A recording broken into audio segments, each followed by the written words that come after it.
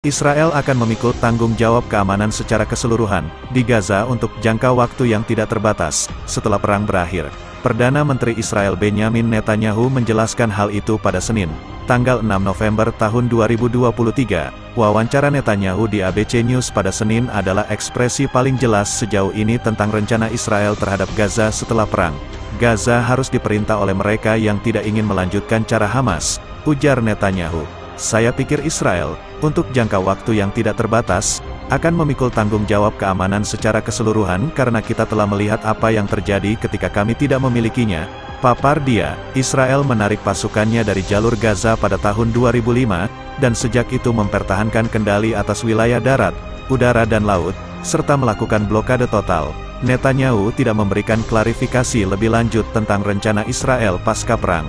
Bahasa yang digunakan di sini tidak jelas, dan menurut saya makna sebenarnya dari kata-kata tersebut belum dipikirkan secara spesifik, ungkap Yonatan Taufal, analis di Institut Kebijakan Luar Negeri Regional Israel, MITFIM, mengatakan kepada Middle East Eye.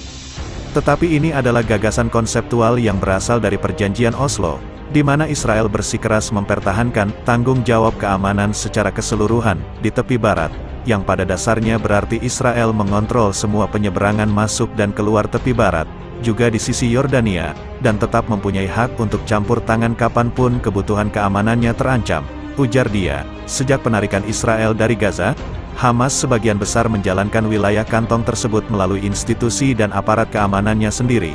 Namun, Israel mungkin menolak mengizinkan faksi atau organisasi Palestina manapun untuk memiliki otonomi sebesar itu di Gaza setelah perang.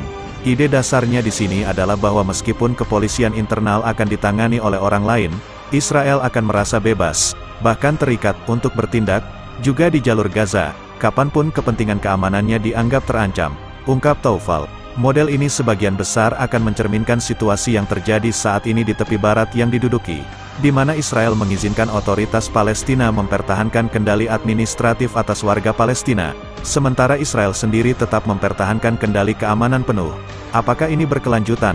Jika ada mekanisme kepolisian yang berfungsi sehari-hari, konsep tanggung jawab keamanan secara keseluruhan bisa berhasil, papar Taufal. Seraya menambahkan hal ini berisiko melemahkan pemerintahan mandiri Palestina di Gaza. Beberapa pihak sudah meragukan usulan tersebut, termasuk Carl Bildt, salah satu ketua Dewan Hubungan Luar Negeri Eropa. Bildt mengatakan usulan Netanyahu sama dengan pendudukan de facto berkelanjutan di Gaza. Setidaknya Israel sepenuhnya menguasai semua akses, termasuk ruang udara dan laut, dengan beberapa sumber daya intervensi darat, paling tidak kembali ke situasi sebelum tahun 2005. Papar Bildt di X, apakah ini mungkin, dan berkelanjutan, bukankah ini membuka jalan bagi ledakan berikutnya, ujar dia memperingatkan.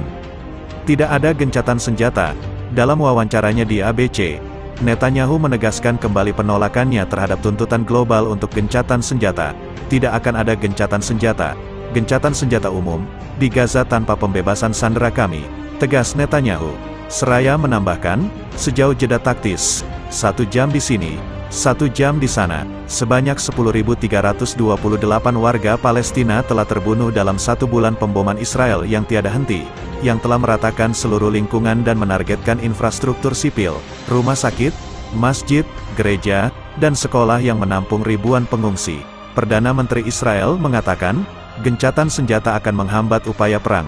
Gencatan senjata akan menghambat upaya kami mengeluarkan sandera karena satu-satunya hal yang berhasil terhadap Hamas adalah tekanan militer yang kami lakukan. Ketika ditanya apakah dia bertanggung jawab atas serangan tanggal 7 Oktober ketika Hamas melancarkan serangan yang belum pernah terjadi sebelumnya di kota Israel Selatan, Netanyahu menghindari menjawab pertanyaan tersebut secara langsung. Netanyahu bersikeras pertanyaan-pertanyaan sulit perlu diajukan setelah perang dan dia akan menjadi orang pertama yang menjawabnya. Dia menambahkan, kami tidak akan menghindarinya, tanggung jawab pemerintah adalah melindungi rakyat dan jelas tanggung jawab itu tidak terpenuhi. Sekitar 1.400 warga Israel tewas dalam serangan Hamas pada tanggal 7 Oktober tahun 2023, dan 240 orang ditawan. Beberapa sandera tewas akibat serangan bom Israel. Rezim Israel tampaknya tidak peduli jika bom mereka membunuh warga negaranya sendiri.